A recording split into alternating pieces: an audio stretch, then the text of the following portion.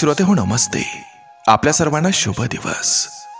श्रोते हो, जीवनाचा प्रवास करत असताना जो माणूस दुसऱ्याचं भलं चिंतत असतोय तेव्हा त्याचंच भलं होत असतं, आणि जो माणूस दुसऱ्याचं वाईट चिंतत असतोय, दुसऱ्यावरती जळत असतोय, तेव्हा त्याचं वाईट होत असतं.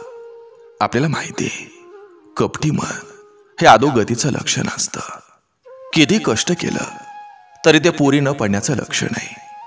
श्रोते हो, जिथं आत्मा अशांत असतो तिथं नैराश्य असतं. श्रोते हो, माणूस असून अशी वाईट भावना त्याची असणं हे पशुसमान वर्तणुकीचं लक्षण असतंय. आपल्या भल्यासाठी आपली भावना निर्मळ असणं, आणि ती असायलाच हवी. माणसाची प्रगती, सुखदुःख, आनंद आणि समाधान हे सगळं त्याच्या भावनेवर अवलंबून असतंय. माणसाचं मन हे स्वच्छ पाण्यासारखं असावं, आणि तेव्हाच ते कोणाला बाधत नसतंय. उलट ते सगळ्यांना आनंद देत असतं. म्हणून श्रोते हो, आपलं मन हे स्वच्छ आणि निखळ ठेवा. नक्की विचार करा. चला, आजही आपल्यासाठी सुंदर विचारांची ही शिदोरी, ही मालिका अशीच पुढे घेऊन आलोय. चला, करूया सुरुवात सुंदर विचारांना, सुंदर सुविचारांना.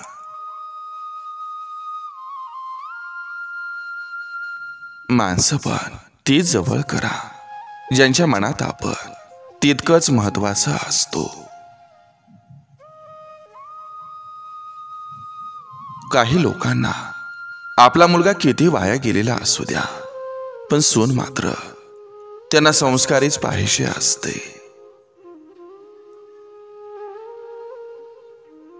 नात्यात जर मन मोकळा संवाद असेल तर ते नातं फुलत जातं.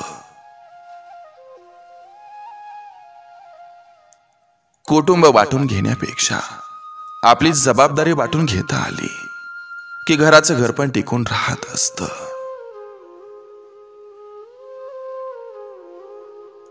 अंगातील खराब कपड्यांची लाज वाटत असेल तर डोक्यातील खराब विचारांची सुद्धा लाज वाटायला पाहिजे.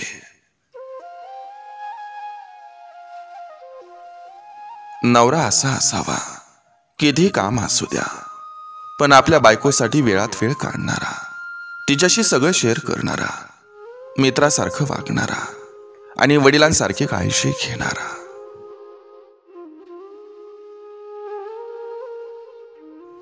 मुलीचं आयुष्य पण असं असतं ना. आई बाबांपासून सुरू होतं आणि नवऱ्यावर जाऊन संपतं. 2 घरं असतात तिला, पण त्यातील एकही घर तिचं नसतं. आयुष्य तिचं असतं, पण तिच्या मनानं काहीच नसतं.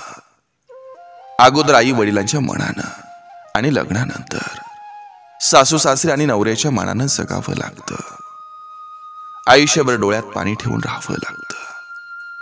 खरंच खूप अवघड असतं मुलगी म्हणून जन्माला येणं.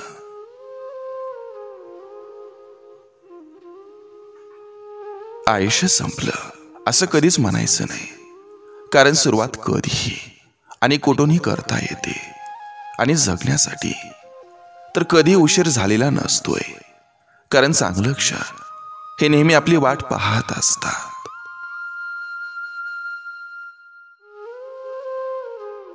एक स्त्री ही तात्पुरती विखरली जाऊ शकते, परंतु खरी स्त्री ही कधीच खचून जात नाही, तर ती स्वतःला सोडते, स्वतःला पुन्हा उभं करते आणि नेहमीपेक्षा जास्त ताकदवार होते.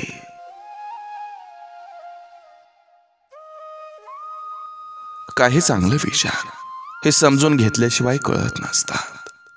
बाहेर पडल्याशिवाय जग कळत नाही. मीपणा सोडल्याशिवाय माणसं जुळत नाहीत. कुणासाठी धावून गेल्याशिवाय माणुसकी उजळत नाही. कष्ट केल्याशिवाय सुख मिळत नाही, आणि संगत चांगली असल्याशिवाय आयुष्य घडत नाही.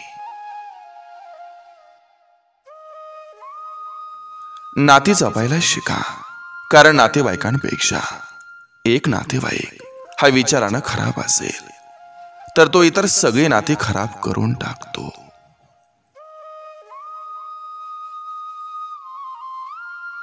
हळव्या व्यक्तीच्या नशिबात नेहमी ऍडजस्ट करणंच येतं. आठवणी या पुन्हा भेटायला प्रवृत्त करत असतात. कुणाला दुखावणं म्हणजे समुद्रात दगड टाकण्यासारखं आहे. तो किती खोलवर जातो याचा अंदाज येत नाही.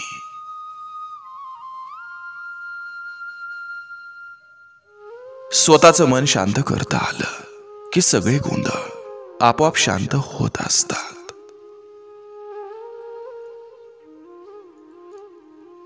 बाप मुलाला गादी देऊ शकतो, झोप देऊ शकत नाही. आई जेवण देऊ शकते, भूक देऊ शकत नाही. हे ज्या पालकांना समजलं त्यांना जगाचं रहस्य समजलं. ओढ ही असायला हवी, तरच वेळ आपोआप मिळत जातो.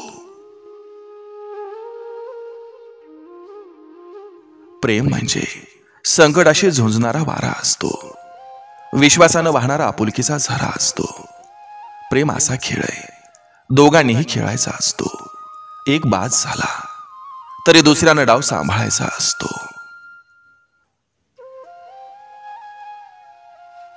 जो विश्वासघात करतो त्याच्यापेक्षा मूर्ख कोणीच असू शकत नाही, कारण त्यानं आपल्या स्वार्थासाठी चांगली व्यक्ती गमावलेली असते. कुलूप बंद केले तरीही जबाबदारी असते ती चावी सांभाळण्याची. रुसणं हा बायकोचा शृंगार असतो आणि रुसलेल्या बायकोला मनवणं हे नवऱ्याचं सौभाग्य असतं.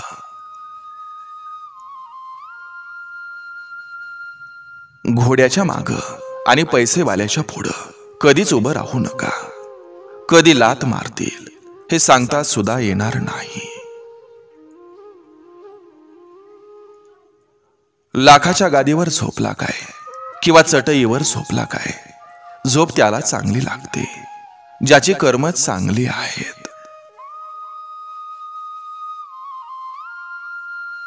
चांगले निर्णय हे कसे घ्यायचे हे अनुभवानेच कळतं, आणि अनुभव हे तुम्ही काहीतरी निर्णय घेतल्याशिवाय मिळत नाहीत. आयुष्यात काही जागा रिक्त राहिल्या तरी चालतील, पण चुकीच्या माणसांचा सहवास नको.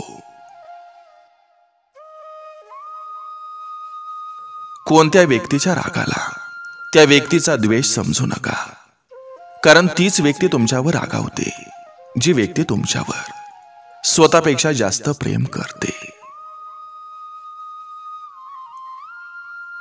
प्रवासाच्या वाटा या किती खडतर असल्या तरी एखाद्या सुंदर वळणावर थोडासा विसावा घेऊन प्रवासाची पुन्हा नव्यानं सुरुवात करणं म्हणजे आयुष्य.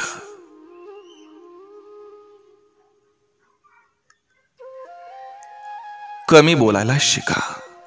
अधिक जबाबदारी आणि अधिक वेदना या माणसाला शांत राहायला शिकवतात. माणूस जेवढा समजूतदार होतो तितकाच तो कमी बोलतो, आणि जितका कमी बोलतो तितक्या चांगल्या गोष्टी समजू शकतो. स्टेटसला रिप्लाय कमी आलं तरी चालतील, पण स्टेटस वाचून जळणारे हे जळालेच पाहिजेत. इतकं मोठं व्हा.